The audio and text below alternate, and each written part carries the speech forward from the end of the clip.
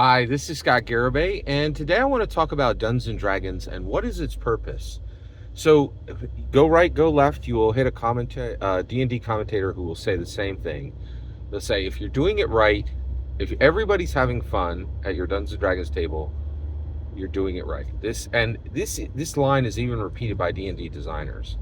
I wholly reject this, and I think it's 100% wrong, and I think it is an anchor that holds down dungeon masters and an anchor that holds down players from something far greater, right? This would be like if you found a diamond mine. Playing Dungeons and Dragons for fun is this. It's finding a diamond mine, knowing there's diamonds, 50 feet down, digging a 30-foot hole and using that as filler to put in some hills on your yard, right? It is getting fun out of Dungeons and Dragons is certainly possible, but the idea that it should be your goal is ludicrous because there's so much more, right? So reject. I am begging you, inviting you, challenging you to reject the idea that you should play Dungeons and Dragons for fun. And I'm recrafting what the really, actually, in my humble opinion, I am revealing the true purpose of Dungeons and Dragons, which is to achieve. That is what in my humble opinion, Gary built it for. All right, so let me explain this. So, what can be achieved with Dungeons and Dragons? And I'm going to just tell you one facet of achievement with Dungeons and Dragons. And you can get this if you abandon seeking fun for Dungeons and Dragons. And if you run Dungeons and Dragons for fun for yourself and for your table, you will not achieve everything I'm going to tell you, all the segments that live under achievement, playing Dungeons and Dragons for achievement. So the first one is learning, and this is personal for me. So how do we learn as human beings, right? Well, the vast majority of our learning is done under compulsion. When we're 5 years old in America, we're put into education, and they're like, learn this, and you're going to learn for 13 years, right? And you don't have a choice. Like, that's it, right? And the reality is that is valuable learning, but it is compulsory, right? Whereas when Gary Gygax set into motion Dungeons and Dragons, he unlocked a level of achievement. He unlocked an achievement bracket, and that bracket is learning. So I learn the world voraciously. I have multiple libraries, and nothing that comes in front of me is not interesting to me. It's all interesting because I need it all. As a dungeon master, I'm challenged to build worlds, which means there's nothing under the sun. Not plumbing, not mathematics, not botany, all of it, right? And it has driven me to learn, to be excited to learn about anything. And the reality is, I just wanted it for Dungeons and Dragons, right? Oh, I need to build worlds, right?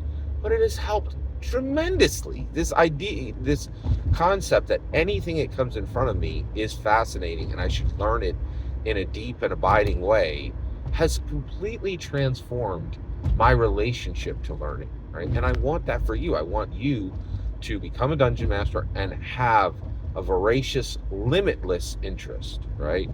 If you're a dungeon performer, a player at a Dungeons and Dragons a player at a Dungeons and Dragons table, right?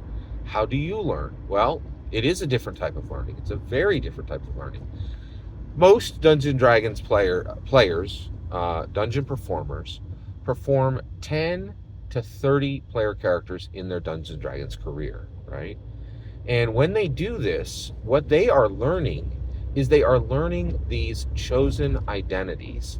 The moment you sit down and actually, put pen to paper and create a player character, you are beginning to delve into the psyche, the emotions, the experiences, the preferences, the every single personal detail of this identity, right? And as you craft and learn that identity, you will interact with people in different ways. Because you're like, let's say you play a curmudgeonly dwarf, but you are a person who's filled with light and never has a complaint, right? You're going to have to pay attention to curmudgeons as you come across them to bring this dwarf to life, right? You're going to have to understand geology, right? All these things. And over your lifetime, you will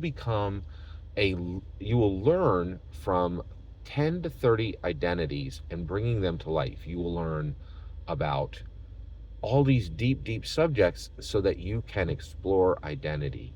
And this level of learning is very different, very distinct, and a beautiful aspect of learning that Dungeons and Dragons can give to a dungeon performer, a player who is at a Dungeons and Dragons table.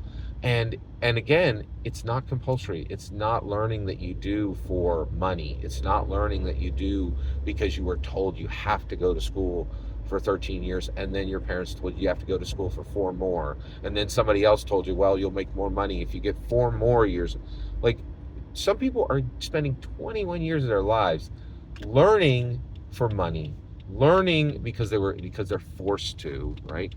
Gary set this thing in place, right? Gary put Dungeons and Dragons on this earth in 1974, and from that point forward, he created this brilliant, beautiful, sparking learning platform, right?